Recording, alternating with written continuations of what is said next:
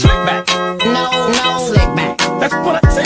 Slick back. No, nigga, I'm a pimp named Slick back. Pimp named Slick back. Pimp named, pimp named, pimp named Slick back. Nigga, are you deaf? I'm a pimp named Slick. Bismillahirrahmanirrahim. Assalamualaikum warahmatullahi wabarakatuh. Halo teman-teman, perkenalkan nama saya Keisha Aurelia Syukurkoto, biasa dipanggil Keisha, Ke atau Keca, dengan NIM 221410020 dari jurusan Ekonomi Syariah kelas A semester 3 UIN Sultan Maulana Hasanuddin Banten. Jadi di sini saya akan menjelaskan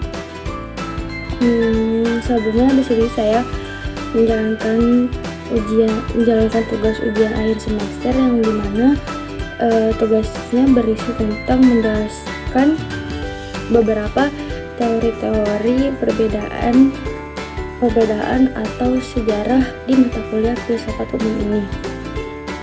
Langsung saja, yang pertama itu menjelaskan tentang perbedaan sifat kebenaran ilmu, filsafat, dan agama.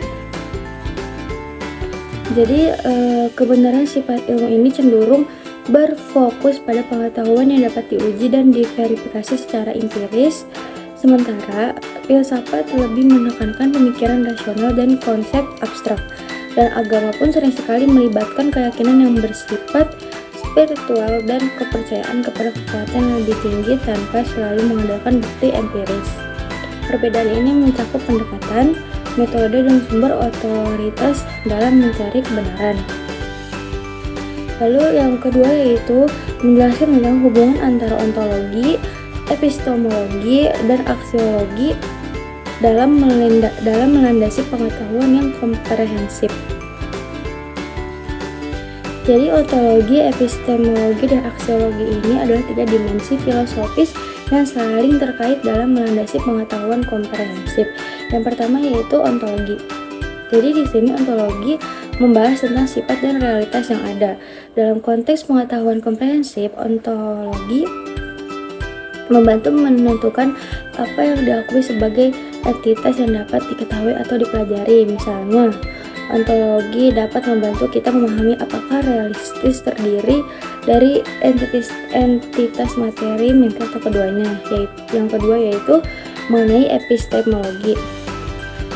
Epistemologi ini berkaitan dengan sumber, sifat, dan batasan pengetahuan. Dalam konteks pengetahuan komprehensif, epistemologi membantu menjawab pertanyaan seputar bagaimana pengetahuan diperoleh, bagaimana kita mengetahui apa yang kita ketahui, dan sejauh mana kebenaran dapat diakses.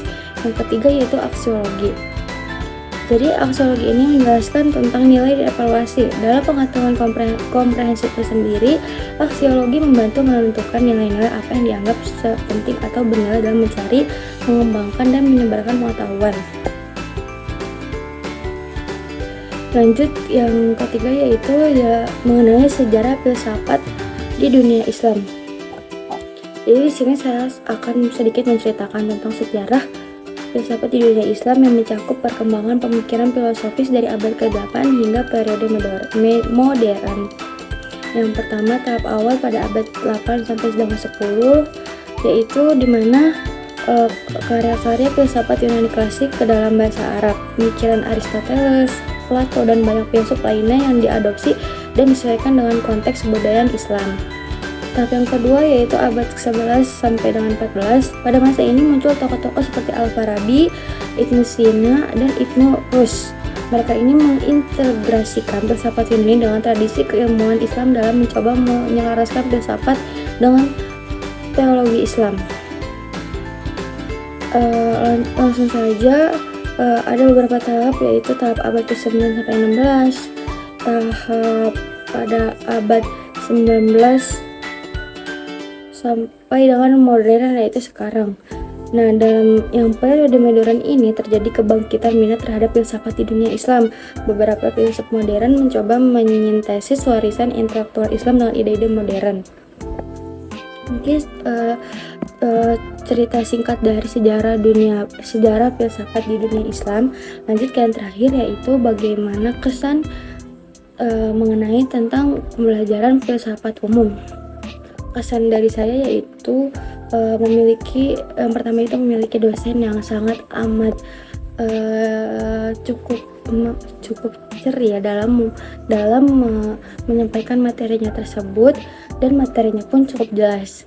Dan semoga kedepannya kepada Bapak dosen, Bapak Ivan, diberi kesehatan dan kelancaran dalam menjalankan kegiatan sehari-hari, dan semoga bisa bertemu di semester selanjutnya di MK yang berbeda.